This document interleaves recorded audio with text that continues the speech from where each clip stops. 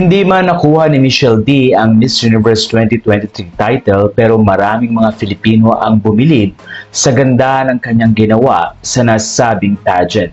Ayon sa mga netizen at mga Pinoy, para sa kanila, si Michelle D ang Miss Universe 2023. Even ang mga hindi Pilipino ay umaayon din at marami nga ang nagsasabi na tila ninakaw daw ang corona kay Michelle D.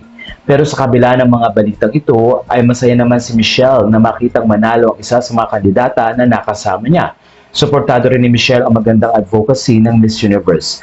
At dahil dito, hindi napigilan ni Casey Concepcion na magsalita at ayon nga sa kanya, mahal niya si Michelle pati na rin ang ginawa ng designer na si Mark Baumgartner. Narito ang mensahe ni Casey kay Michelle.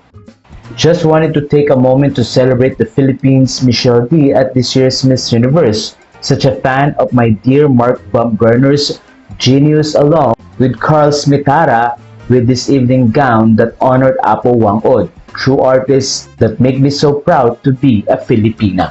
Sa puntong ito, umanga si Casey kung paano nga ipinakita ni Michelle D at ipromote ang Pilipinas. Makikita sa national costume pa lang ay pinakita na ni Michelle ang kanyang pagiging Filipino at ganun din nga ang pagbibigay ng accolade at ang pagbibigay ng honors sa ating national artist na si Wang-od.